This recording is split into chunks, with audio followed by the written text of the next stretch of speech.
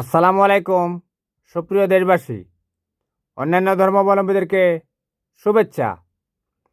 ঢাকা বিশ্ববিদ্যালয়ের ছাত্র ইউনিয়নের নেতা মেঘমল্লার বসু আত্মহত্যা করার চেষ্টা করেছে।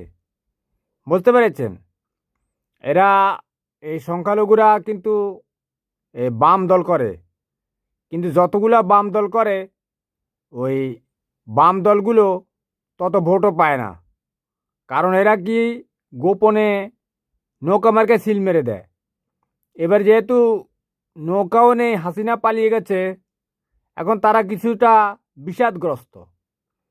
এখন এই মেঘমল্লার বসু যদি এই আত্মহত্যায় সফল হতো, তখন দেখতেন যে ওই যে ভারতের রিপাবলিক টিভির যে ময়ূক রঞ্জন, তারপর ওই যে আজতাক টিভির ইন্দিরা, এরা সবাই প্রচার শুরু করত যে বাংলাদেশে সংখ্যালঘুদের উপর নির্যাতন হচ্ছে।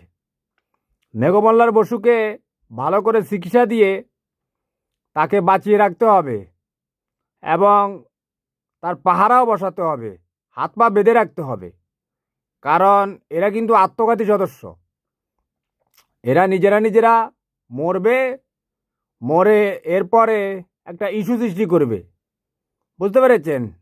এখন সে চিকিৎসাধীন আছে, চিকিৎসার পরে তাকে হাত পা বেঁধে রাখতে হবে, শুধু খাওয়ার সময় তার হাত পা খুলে দিতে হবে।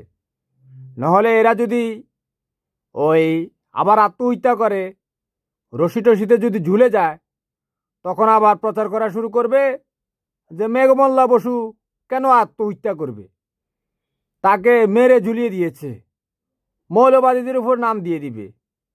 আল্লাহ আমাদেরকে আজ রমজানের দিন এই সমস্ত মানসিক বিকারগ্রস্ত যেগুলো রয়েছে, এগুলোর হাত থেকে আল্লাহ বাংলাদেশকে রক্ষা করুক। আর আমরা যাতে বিনা অপরাধে বাংলাদেশের মানুষের যে বিরুদ্ধে ভারতে যে বিভিন্ন রকম কলঙ্ক রটানো হচ্ছে, সেখান থেকে বাংলাদেশের মানুষকে আল্লাহ রাব্বুল আলামিন হেফাজত করুক।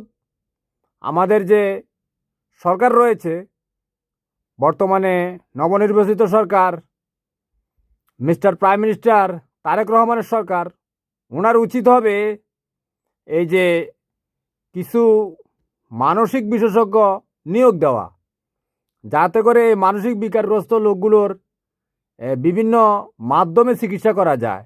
অনলাইনে, তারপর যেমন জায়ান্ট স্ক্রিন বসিয়ে শহরের বিভিন্ন জায়গায় বড় বড় স্ক্রিনের মাধ্যমে এদেরকে মানসিকভাবে চিকিৎসা দিতে হবে। না হলে এরা